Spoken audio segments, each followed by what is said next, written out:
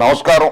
అందరూ బాగుండాలి, అందులో మీరుండాలి, మీ కుటుంబ సభ్యులు ఉండాలి, మీ బంధుమిత్రులు ఉండాలి, నేను ఉండాలి, నా కుటుంబ సభ్యులు ఉండాలి, బంధుమిత్రులు ఉండాలి, సమాజం ఉండాలి, ప్రపంచం ఉండాలి. దయచేసి మీరు చూస్తున్న యూట్యూబ్ ఛానల్ని సబ్స్క్రైబ్ చేయండి, బంధుమిత్రులకి షేర్ చేయండి, వారితోటి సబ్స్క్రైబ్ చేయించండి. చావుకి రేవుకి కేసులకి ఏమాత్రం భయపడకుండా ధైర్యంగా నిర్భయంగా నిత్యం నగ్న సత్యాలతో మీకు మరిన్ని మంచి వీడియోలు అందిస్తామని వాగ్దానం చేస్తున్న మమ్మల్ని మనసారా హృదయపూర్వకంగా ఆశీర్వదించండి, దీవించండి. తెలుగు ప్రజలారా, తస్మాత్ జాగ్రత్త. నూతన సంవత్సరం వేడుకలు ఇంకా సంబరాలు జరుపుకుంటూనే ఉన్నాం మనందరం. సంక్రాంతి పండుగ వాతావరణం కూడా ఉంది. నూతన సంవత్సర వేడుకలు, సంక్రాంతి పండగ వాతావరణంలో రాష్ట్రంలో రాజకీయ దొంగలు బయలుదేరారు. రాజకీయ దొంగలు, అసత్యాలు ప్రచారం చేసేవాళ్ళు బయలుదేరుతున్నారు. అంటే అందరినీ ఒక ఘాటిని కట్టకూడదు. భువనేశ్వరమ్మ గారిని నేను ఆ మాట అనలేదు. ఆవిడ కూడా ప్రచారం మొదలెడుతోంది. నిజం గెలవాలి యాత్ర మధ్యలో ఆపేశారు ఆవిడ. అది మళ్ళీ ఈ రోజు నుంచి ఆవిడ ప్రారంభిస్తున్నారు ఉత్తరాంధ్రలో. స్పందన ఎలా ఉంటుందో చూద్దాం మనం కూడా. తెలుగుదేశం పార్టీ అధినేత నారా చంద్రబాబు నాయుడు సతీమణి భువనేశ్వరి బుధవారం నుంచి 3 రోజుల పాటు ఉత్తరాంధ్ర జిల్లాల్లో నిజం గెలవాలి యాత్ర చేపట్టనున్నారు. స్కిల్ డెవలప్మెంట్ కేసులో చంద్రబాబు అరెస్టుతో మనస్తాపానికి గురై చనిపోయిన వారి కుటుంబాలను ఆమె పరామర్శించనున్నారు. ఈ నెల 3న విజయనగరం, 4న పార్వతీపురం, మన్యం, శ్రీకాకుళం, 5న విశాఖపట్నం జిల్లాల్లో భువనేశ్వరి గారు పర్యటిస్తారని ఆ పార్టీ నాయకులు మంగళవారం వివరాలు వెల్లడించారు. సరే, మధ్యలో ఆపేసినటువంటి నిజం గెలవాలి యాత్రకి శ్రీకారం చుట్టారు ఆవిడ. మృతుల కుటుంబాలని ఓదారుస్తారు. అమ్మ, వారికి పరిహారం కూడా చెల్లించండి అమ్మ. చంద్రబాబు నాయుడు గారు నా దగ్గర 1,00,000 కోట్ల రూపాయల ఆస్తులు ఉన్నాయని చెప్పి ఆయన నంద్యాలలో బహిరంగ సభలోనే ప్రకటించారు. ఒక ఓటును 5,000 రూపాయలు పెట్టి కొనగల శక్తి నాకు ఉన్నదని చెప్పి ఆయన ప్రకటించారు. చాలా సొమ్ములు ఉన్నాయి మీ దగ్గర, దయచేసి ఆ మృతుల కుటుంబాలని ఆదుకోండి అమ్మ. ఇకపోతే అరాచకాలను అంతమొందించగా రా కదలిర్రా 5వ తేదీ నుంచి భారీ బహిరంగ సభలు. 5వ తేదీ నుంచి, జనవరి 5వ తేదీ నుంచి ఏపీలో వైకాపా అరాచక పాలనపై ప్రజల్లో చైతన్యం తీసుకొచ్చేందుకు. అరాచక పాలన చేసింది చంద్రబాబు నాయుడు గారు.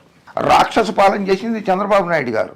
ఇసుక అక్రమ రవాణా అడ్డుకున్నందుకు సొంత జిల్లా చిత్తూరు జిల్లా ఏర్పేడులో ఆ ఇసుక లారీని అడ్డుకుంటే ఆ లారీని అడ్డుకున్న వారి మీద నుంచి 7 మీద నుంచి తీసుకెళ్ళిపోయి వాళ్ళ మృతికి కారణమైంది తెలుగుదేశం పార్టీ. పబ్లిసిటీ పిచ్చి కోసం అని చెప్పి గోదావరి పుష్కరాలలో 29 మంది ప్రాణాలు గాలిలో కలిసిపోవడానికి కారణం అరాచక పాలన, రాక్షస పాలన సాగించింది చంద్రబాబు నాయుడు గారు. వైఎస్ జగన్మోహన్ రెడ్డి కాదు. వైఎస్ జగన్మోహన్ రెడ్డి గారు 151 మంది శాసనసభ్యులు ఉంటే ఆయన పార్టీలో 151 కంటే ఎక్కువ సంక్షేమ పథకాలు, దాదాపు 4,25,000 కోట్ల రూపాయలని 1,87,00,000 కుటుంబాల ఇళ్లకి ఇచ్చారు. ఆయన డైరెక్ట్గా నగదు పంపిణీ చేశారు. డైరెక్ట్ బెనిఫిట్ ట్రాన్స్ఫర్లో చేశారు. జగన్మోహన్ రెడ్డి గారు చేస్తున్నది అరాచక పాలన కాదు, చంద్రబాబు నాయుడు గారు చేసింది అరాచక పాలన. తెలుగుదేశం పార్టీ జనసేన ఆధ్వర్యంలో భారీ బహిరంగ సభలు నిర్వహించాలని తెలుగుదేశం పార్టీ నిర్ణయించింది. రా కదలిరా పేరుతో ఈ నెల 5 నుంచి 29 వరకు 22 లోక్సభ నియోజకవర్గాల పరిధిలో ఈ సభలు నిర్వహిస్తుంది. 22 నియోజకవర్గాల పరిధిలో నిర్వహిస్తుందట జనసేన అండ్ తెలుగుదేశం పార్టీ కలిసి. 25 ఉన్నాయి కదా లోక్సభ స్థానాలు. 22లో ఎందుకు మరి మిగిలిన 3 ఎందుకు వదిలేశారు? అంటే అది ఏమన్నా పొత్తుల్లో ఉంటే ఆ పార్టీలు వాళ్ళు చూసుకుంటారు కదా, మనకెందుకని. ఓహో, గొప్ప స్ట్రాటజీనే ఇది. 25 లోక్సభ స్థానాలు, 22 లోక్సభ నియోజకవర్గాల పరిధిలోనే భారీ బహిరంగ సభలు నిర్వహించేది. రోజుకు 2 చొప్పున నిర్వహించే సభలకు తెలుగుదేశం పార్టీ అధినేత చంద్రబాబు లేదా జనసేన అధినేత పవన్ కళ్యాణ్ వీలైతే ఇద్దరు కూడా హాజరు కానున్నారు. ఏ సభలకు ఎవరనేది నిర్ణయించాల్సి ఉంది.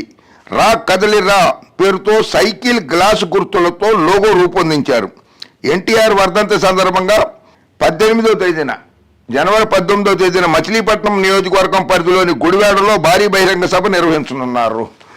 బాబా, ఆయన ఆత్మకి శాంతి లేకుండా చేసేస్తున్నారు ఈ చంద్రబాబు నాయుడు గారు.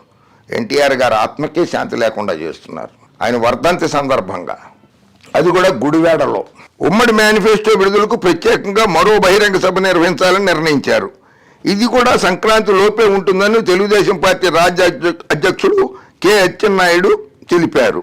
అది దానికి మళ్ళీ మేనిఫెస్టో విడుదలకు ఇంకోటిట. గతంలో మేనిఫెస్టో ఉమ్మడి మేనిఫెస్టో కాదు, అది తెలుగుదేశం పార్టీ 600 హామీలతో మేనిఫెస్టో విడుదల చేసింది. 600లో కనీసం 60 కాదు కదా 6 హామీలను కూడా అమలుపరచలేకపోయింది. మళ్ళీ అసత్య ప్రచారాలతోటి మళ్ళీ ముందుకు వస్తున్నారు. ప్రజలారా గమనించండి, తస్మాత్ జాగ్రత్తగా ఉండండి ఈ రాజకీయ నాయకులతోటి, ఈ అసత్యాలు ప్రచారం చేసే రాజకీయ నాయకులతోటి. రా కదలిరా, రా తెలుగుదేశం పిలుస్తోంది రా. ఇవన్నీ ఎన్టీ రామారావు గారు స్లోగన్స్ అవన్నీ. 4 నుంచి జై హో బీసీ, ఇదొకటి మళ్ళీ జై హో బీసీ. ప్రభుత్వ అరాచకాలను ఎత్తి చూపితే కేసులు పెట్టి అరెస్టులు చేసి జైళ్లలో పెడుతున్నారు. బీసీలకు పైసా ఖర్చు పెట్టడం లేదు. బీసీలకు పైసా ఖర్చు పెట్టకపోవడం ఏంటి? అందుకని అప్పుడే చెప్తే మనం బీసీలకి సంక్షేమ పథకాల ద్వారా డీబీటీ డైరెక్ట్ ప్రత్యక్ష నగదు బదిలీతో 2,45,000 కోట్ల రూపాయలు, నాన్ డీబీటీ రూపంలో మరో 1,67,000 కోట్ల రూపాయలు, మొత్తం 4,12 కోట్ల రూపాయలు ప్రయోజనం చేకూర్చారు. ఇందులో రాష్ట్రంలో 87% కుటుంబాలకు సంక్షేమాభివృద్ధి పథకాల ద్వారా ప్రయోజనం అందింది. అందులో 75% ఎస్సీ ఎస్టీ బీసీ మైనారిటీలకే, ఎస్సీ ఎస్టీ బీసీ మైనారిటీలకి అచ్చెన్నాయుడు గారు లబ్ధి చేకూరింది. 75% అంటే 4,12,000 కోట్ల రూపాయలలో 75% వాళ్ళకే చెందింది, ఎస్సీ ఎస్టీ బీసీ మైనారిటీలకి. మీరు శాసనసభ్యుడిగా ఉన్నారు, రైట్ టు ఇన్ఫర్మేషన్ యాక్ట్ కింద అడిగి తీసుకోవచ్చు. ఇట్లా అసత్య ప్రచారాలు ఎందుకు అచ్చెన్నాయుడు గారు? అసత్య ప్రచారం మీరు చేస్తోంది. తెలుగుదేశం పార్టీ హయాంలో బీసీలకు 40,000 కోట్లతో ఉప ప్రణాళిక అమలు చేస్తే జగన్ వచ్చాక పైసా ఇవ్వలేదు. స్థానిక సంస్థల్లో రిజర్వేషన్లు తీసేయడంతో 16,800 పదవులు పోయాయి అని దుయ్యబెట్టారు. రాష్ట్రంలో ఇంటింటికి వెళ్లి వైకాపా ప్రభుత్వ దమనకాండను వివరించేందుకు ఈ నెల 4 నుంచి జై హో బీసీ పేరుతో కార్యక్రమాన్ని చేపట్టాలని నిర్ణయించామన్నారు. మంగళగిరిలో చంద్రబాబు దీన్ని ప్రారంభిస్తారని తెలిపారు.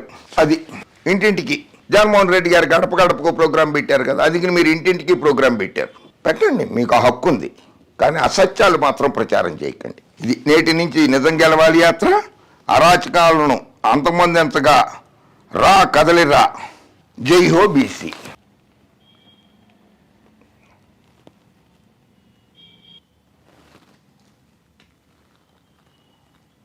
చేసే యాత్రలన్నీ కూడా జగన్మోహన్ రెడ్డి గారిని చూసి కాపీ కొట్టినాయి.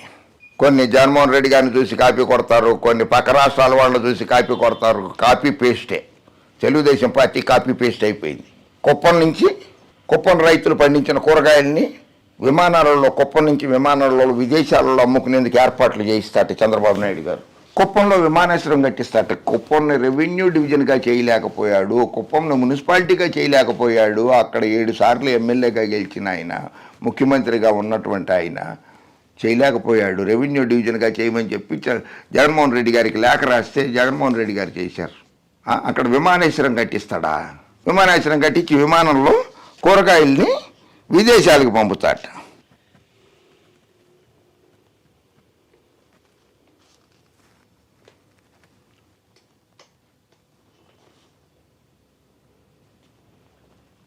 ఇంటింటికి వెళ్తామంటున్నారు కదా, ఇంటింటికి వెళ్ళి ప్రచారం చేస్తామంటున్నారు కదా అరాచక పాలన మీద.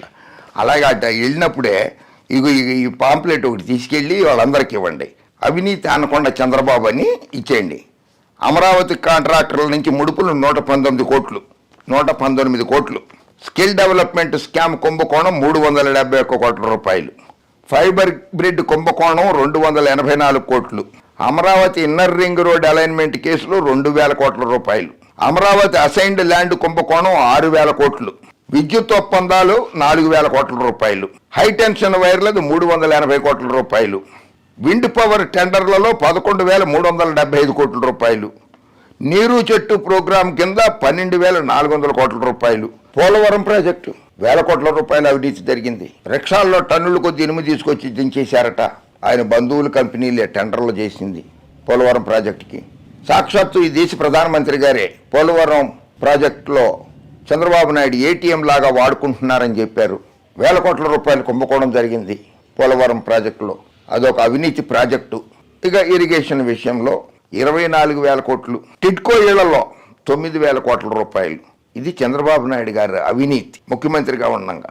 ఈ కరపత్రాన్ని కూడా తీసుకెళ్ళండి, ఇంటింటికి ఇవ్వండి ఈ కరపత్రాన్ని.